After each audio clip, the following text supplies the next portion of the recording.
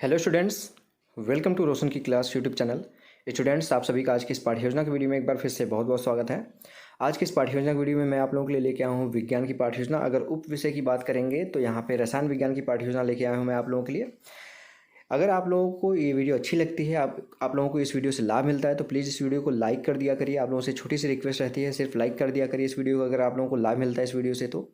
और अगर आप लोग इसी तरीके की पाठ्य योजना की वीडियो देखना चाहते हैं, सूक्ष्म शिक्षण पाठ्य योजना की वीडियो देखना चाहते हैं, या फिर आप लोग बिल्कुल फ्री में शाम को 7 बजे लाइव क्लासेस चल रही हैं, बीएड की क्लासेस चल रही हैं और बीटीसी की क्लासेस चल रही हैं। एक दिन बीएड की क्लासेस चल रही है, एक दिन बीटीसी की क्लासेस चल रही है। तो शाम के 7 बजे लाइव क्लासेस से जुड़ना ना भूलें। अपने अनुसार आप अगर बीएड कर रहे हैं तो बीएड की क्लासेस देख सकते हैं, बीटीसी कर रहे हैं यानी डीएलएड कर रहे हैं तो डीएलएड की क्लासेस देख सकते हैं। डेली बेसिस पे एक दिन बीएड की, एक दिन बीटीसी की क्लासेस चल रही हैं। उसके लिए सिर्फ एक छोटा सा काम करना है, वो भी बिल्कुल फ्री है। इसी वीडियो के नीचे सब्सक्राइब बटन लिखा होगा, उस पर क्लिक करके सब्सक्राइब कर लीजिए। साथ ही साथ बेल आइकन दबा के रखिए, जिससे लाइव क्लासेस की नोटिफिकेशन आपको बिल्कुल फ्री में मिलती रहे। ठीक है, देर नहीं करते, चलिए स्टार्ट करते हैं आज की वीडियो। देखिए, जिस पेज से आप पाठ्य योजना बनाना स्टार्ट करते हैं उसके बीचों बीच पहले पेज पे इस तरीके से दैनिक पाठ्य योजना संख्या लिखना होता है, या फिर सिर्फ पाठ्य योजना संख्या लिखना चाहें तो सिर्फ पाठ्य योजना संख्या लिख सकते हैं। उसके बाद विद्यालय का नाम लिखना है जिस विद्यालय में आप पाठ्य योजना पढ़ाने के लिए जाएंगे। प्रकरण है पदार्थ व मिश्रण। कालांश देखिए यहाँ पे लिखा गया प्रथम। आपका जो कालांश होगा उसको लिखिएगा। कालांश का मतलब होता है पीरियड की नंबरिंग करनी होती है। जिस पीरियड में आप जाएंगे उसकी नंबरिंग करनी है। पहले पीरियड में गए तो पहला लिखिए, दूसरे पीरियड में गए तो दूसरा लिखिए। कालांश को ही चक्र कहते हैं। कालांश और चक्र दोनों चीज़ें सेम होती है। कहीं कहीं पे कालांश लिखवाया जाता है, कहीं कहीं पे चक्र। ठीक है, विषय समान विज्ञान का मैं पहले बता चुका हूँ। अगर उप विषय की बात करें तो रसायन विज्ञान है, लिख लीजिएगा रसायन विज्ञान। रसायन विज्ञान उप विषय। ठीक है, उसके बाद हमारा आज का जो अवधि है, आपको क्लास में जितना समय दिया जाए वो लिखिएगा। यहाँ पे 35 मिनट है लिखा गया। डेट लिख दीजिएगा अपने अनुसार यहाँ पे, और कक्षा है 8वीं। अब आपका आता है शिक्षण उद्देश्य। पहला यहाँ पे शिक्षण उद्देश्य में विशिष्ट उद्देश्य देखिए, एक तरफ लिखिए, दूसरी तरफ लिखिए अपेक्षित व्यवहारगत परिवर्तन। अगर आप सामान्य उद्देश्य भी लिखना चाहते हैं, सामान्य उद्देश्य का मतलब होता है कि आपका जो विषय होता है उसको पढ़ाने के बाद बच्चों को आप क्या सिखाना चाहते हैं, उनके अंदर किस प्रकार के ज्ञान का विकास करना चाहते हैं, तो आप सामान्य उद्देश्य देख सकते हैं। नीचे डिस्क्रिप्शन बॉक्स में ढेर सारी वीडियोज़ की लिंक है, वहाँ पे जाके देख सकते हैं विज्ञान वाले में, या फिर ऊपर आई बटन पे मैं लिंक दे दूंगा, वहाँ से भी विज्ञान वाले वीडियोज़ में जाके देख सकते हैं। विशिष्ट उद्देश्य का मतलब होता है आपका जो टॉपिक होता है। जैसे हमारा आज का टॉपिक है पदार्थ व मिश्रण, तो इस टॉपिक को पढ़ाने के बाद बच्चों को आप क्या सिखाना चाहते हैं उसके बारे में यहाँ पे कम से कम 2 से 3 पॉइंट, मैक्सिमम 5 से 6 पॉइंट लिखना होता है। तो यहाँ पे देखिए पहला पॉइंट लिखा गया ज्ञानात्मक। पहला पॉइंट लिखा गया इसमें छात्र छात्राएं पदार्थ व मिश्रण का प्रत्यास्मरण कर सकेंगे। दूसरा पॉइंट लिखा गया छात्र छात्राएं पदार्थ व मिश्रण का प्रत्याभिज्ञान कर सकेंगे। दूसरा पॉइंट है अवबोध। इसमें लिखा गया छात्र छात्राएं पदार्थ और मिश्रण की व्याख्या कर सकेंगे। दूसरा पॉइंट है छात्र छात्राएं पदार्थ और मिश्रण के महत्व को समझ सकेंगे। तीसरा हेडिंग है यहाँ पे ज्ञानोपयोग। छात्र छात्राएं पदार्थ और मिश्रण से संबंधित ज्ञान का प्रयोग उच्च अध्ययन में कर सकेंगे। दूसरा पॉइंट है छात्र छात्राएं प्राप्त ज्ञान का उपयोग दैनिक जीवन की परिस्थितियों में कर सकेंगे। चौथा पॉइंट है यहाँ पे कौशल। कौशल में देखिए पहला पॉइंट लिखा गया है छात्र छात्राएं पदार्थ और मिश्रण की जानकारी प्राप्त कर सकेंगे। दूसरा पॉइंट छात्र छात्राएं मिश्रण के प्रकारों को चार्ट से प्रदर्शित कर सकेंगे। पांचवा हेडिंग है अभिरुचि। इसमें लिखा गया छात्र छात्राएं पदार्थ और मिश्रण के बारे में जानने में रुचि ले सकेंगे। दूसरा पॉइंट छात्र छात्राएं इसके संबंध में विचार विमर्श करने में रुचि लेंगे। छठवां पॉइंट है अभिवृत्ति। अभिवृत्ति में देखिए लिखा गया छात्र छात्राएं पदार्थ और मिश्रण के विषय में सकारात्मक दृष्टिकोण उत्पन्न कर सकेंगे। ये हो गया आपका विशिष्ट उद्देश्य। अब इसके बाद आता है सहायक सामग्री। सहायक सामग्री में जिन भी सामग्रियों की आप सहायता लेंगे शिक्षण कार्य के दौरान, उन सभी सामग्रियों को यहाँ पे लिख सकते हैं। तो देखिए लिखा गया लपेट फलक, चौक, डस्टर, संकेतक आदि। अगली हेडिंग है पूर्व ज्ञान। पूर्व ज्ञान में लिखा गया छात्र छात्राएं पदार्थ और मिश्रण के विषय में सामान्य जानकारी रखते हैं। इतना होने के बाद अब आपका आता है पहला है यहाँ पे अगला हेडिंग, जो सबसे इंपॉर्टेंट हेडिंग माना जाता है लेसन प्लान का, पाठ्य योजना का, उसको कहते हैं प्रस्तावना। प्रस्तावना लिखिए, पाठ प्रस्तावना प्रश्न लिखिए या फिर प्रस्तावना प्रश्न लिखिए, जो भी आपके कॉलेज वाले कहते हैं लिखने के लिए वो चीज़ कंफर्म कर लीजिएगा। इसको यहाँ पे 3 कॉलम में डिवाइड किया गया है। यहाँ पे क्रम संख्या लिख लीजिएगा। ठीक है, क्रम संख्या, छात्राध्यापक या फिर छात्राध्यापिका क्रिया, छात्र क्रिया। लड़के हैं तो छात्राध्यापक क्रिया हो जाएगा, लड़की हैं तो छात्राध्यापिका क्रिया हो जाएगा, बस इतना अंतर होगा। कम से कम 3 प्रश्न पूछ के अपना प्रकरण निकलवा सकते हैं। ज़्यादा से ज़्यादा 5 से 6 प्रश्न पूछा जा सकता है अपना प्रकरण निकलवाने के लिए। प्रश्नों के क्रम में क्रमबद्धता होनी चाहिए और प्रश्न बहुत सरल भाषा में पूछे जाने चाहिए बच्चों से। तो देखिए यहाँ पे पहला प्रश्न पूछा गया बच्चों से, हमारे चारों ओर उपस्थित वातावरण में हमें क्या दिखाई देता है? बच्चे बोलेंगे पदार्थ दिखाई देता है। दूसरा प्रश्न है पदार्थ किन किन किन छोटी छोटी इकाइयों से बने होते हैं? बच्चे बोलेंगे परमाणु से। तीसरा प्रश्न है परमाणु किससे मिलकर बने परमाणु मिलकर क्या बनाते हैं? बच्चे बोलेंगे अणु बनाते हैं। चौथा प्रश्न है विभिन्न अणु या समान अणु मिलकर क्या बनाते हैं? बच्चे बोलेंगे तत्व बनाते हैं। फिर पांचवा प्रश्न है तत्वों द्वारा पदार्थ का निर्माण किस प्रकार होता है? बच्चे नहीं बता पाएंगे, समस्यात्मक प्रश्न हो जाएगा। जैसे ही समस्यात्मक प्रश्न होगा आपको अपना उद्देश्य कथन बोलना होता है। उद्देश्य कथन का मतलब होता है आपको अब बच्चों को टॉपिक बताना है कि कौन सा टॉपिक उनको पढ़ाने वाले हैं। तो यहाँ पे देखिए बताया गया है, छात्रों आज हम पदार्थ एवं मिश्रण का अध्ययन करेंगे। अब बच्चों को पता चल गया कि उनको आप पदार्थ और मिश्रण के बारे में पढ़ाने वाले हैं। यहाँ पे ध्यान से देखिएगा, एक चीज़ यहाँ पे लिखना भूल गया, यहाँ पे प्रस्तुतिकरण लिख दीजिएगा ना, यहाँ पे बीचों बीच यहाँ पे प्रस्तुतिकरण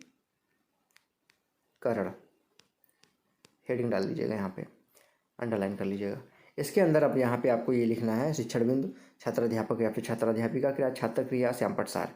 पहला शिक्षण बिंदु है पदार्थ। विकासात्मक प्रश्न है, तत्व तत्व मिलकर परस्पर क्या बनाते हैं, बच्चे बोलेंगे पदार्थ। दूसरा प्रश्न, पदार्थ क्या है, आंशिक उत्तर हो जाएगा, मतलब संभावित उत्तर होगा, यानी कि कुछ बच्चे आंसर देने का प्रयास करेंगे, डिटेल में नहीं बता पाएंगे, तो इसके बारे में व्याख्या करिए।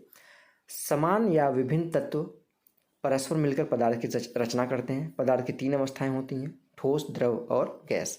विद्यार्थी वाले कॉलम में लिखा गया, विद्यार्थी ध्यानपूर्वक सुनेंगे। और श्यामपट वाले कॉलम में जो अभी आपने व्याख्या दिया है, इसमें से जो इंपॉर्टेंट पॉइंट उसको यहाँ पे लिख सकते हैं। तो ब्लैक चार्ट पेपर खरीद लीजिए, उसको इस तरीके से कट करके यहाँ पे चिपका लीजिए। व्हाइट स्पार्कल पेन से लिख सकते हैं इस पर आप, तभी लिखा जाएगा। अगर आप ब्लैक चार्ट पेपर पर नहीं लिखना चाहते हो तो डायरेक्ट यहाँ पे इस वाले कॉलम में लिख सकते हैं। यहाँ पे देखिए जो इंपॉर्टेंट पॉइंट लिखता है, जो रहता है आप जो पढ़ा रहे हैं उसमें से जो इंपॉर्टेंट पॉइंट रहे वही लिखिए, सारी चीज़ें नहीं लिखी जाती इस पर। यहाँ पे देखिए लिखा गया पदार्थ की अवस्था, ठोस, द्रव और गैस। बहुत प्रश्न है, पदार्थ की कितनी अवस्थाएं होती हैं, बच्चे बोलेंगे 3। दूसरा प्रश्न है, परस्पर क्या मिलकर पदार्थ की रचना करते हैं, बच्चे बोलेंगे तत्व। अब दूसरा शिक्षण बिंदु है यहाँ पे मिश्रण। 2 या 2 से अधिक अवयव मिलकर क्या बनाते हैं, बच्चे बोलेंगे मिश्रण। दूसरा प्रश्न है, मिश्रण के बारे में बताइए, तो आंशिक उत्तर हो जाएगा। फिर से इसकी व्याख्या करेंगे आप। 2 या 2 से अधिक अवयव मिलकर मिश्रण बनाते हैं। उदाहरण के लिए, जब पानी में नमक घोला जाता है तो वह घुल जाता है, अर्थात नमक का पानी में घुलना नमक का मिश्रण कहलाता है। मिश्रण के बारे में यहाँ पर सैंपल में बताया गया है। मिश्रण 2 या 2 से अधिक अवयव मिलकर मिश्रण बनाते हैं। बहुत प्रश्न है, अब फिर से कितने अवयव मिलकर मिश्रण बनाते हैं, बच्चे बोलेंगे कम से कम 2 या 2 से अधिक। दूसरा प्रश्न है, नमक का पानी में घुलना क्या कहलाता है, बच्चे बोलेंगे मिश्रण। फिर तीसरा शिक्षण बिंदु है यहाँ पे मिश्रण के प्रकार। विकासात्मक प्रश्न है, श्वसन के दौरान कौन सी गैस ग्रहण करते हैं हम, तो बच्चे बोलेंगे ऑक्सीजन, O2।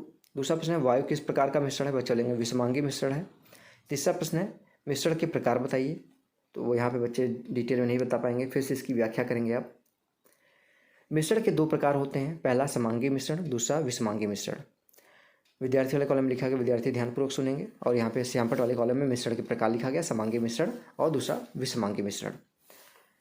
समांगी मिश्रण में 2 या 2 से अधिक समान अवयव पाए जाते हैं। उदाहरण के लिए नमक का जलीय विलयन।